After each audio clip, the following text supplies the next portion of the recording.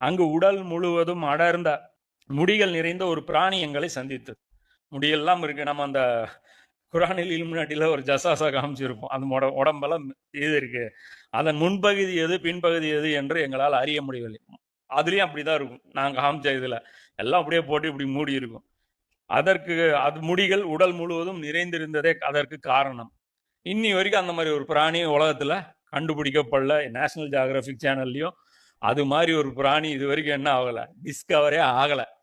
அது பிராணியே கிடையாது, அது ஒரு ஆளு. அப்போது நாங்கள் உனக்கு கேடுதான், நீ யார் என்று கேட்டோம். அதற்கு அந்த பிராணி நான் தான் ஜஸ்ஸாசா என்று சொன்னது. ஜஸ்ஸாசா என்றால் என்ன என்று நாங்கள் கேட்டோம். அதற்கு அந்த பிராணி, கூட்டத்தாரே, இந்த மண்டபத்திற்கு உள்ளே இருக்கும் மனிதரை நோக்கி செல்லுங்கள், அவர் உங்களை பற்றி செய்தி அறிய ஆவலாக உள்ளார் அப்படின்னு சொல்றேன். இப்போ இதுல கூடுதலா அபூதாவுதுல, இது வந்து முஸ்லீம்ல வரக்கூடிய ஹதீஸ். இப்போ நான் படிச்சுட்டு இருக்கிறது இது அபூதாவுதுல வரக்கூடிய ஒரு ஹதீஸ்ல பார்த்தீங்கன்னா 4325வது ஹதீஸ்ல ஒரு பெண் இப்படி எங்க பார்த்து பேசிச்சுன்னாங்க. அந்த குரலை வச்சு அவங்க ஆனா பெண்ணான அடையாளம் கண்டுபிடிக்க முடியும்ல. முடி இருக்கு, அந்த குரலை வச்சு ஆனா பெண்ணான எப்படி கண்டுபிடிச்சாங்க? பெண்ணு தான் கேட்டுச்சுன்ட்டு. பெண்ணு அது மாறு வருஷத்துல இருக்குது. இந்த ஜனவரி 26க்கு ஒரு பரேடு நடக்கும். நம்ம கலாச்சாரம் பாருங்க காமிப்பாங்க. அது மாதிரி இவங்க காமிக்கிறாங்க எங்க கலாச்சாரம்ட்டு. ஜசாசாவை காட்டுறாங்க. இப்படிதான் ஊரு பூரா நாங்க அந்த காலத்துல உழவு பார்த்தோம்.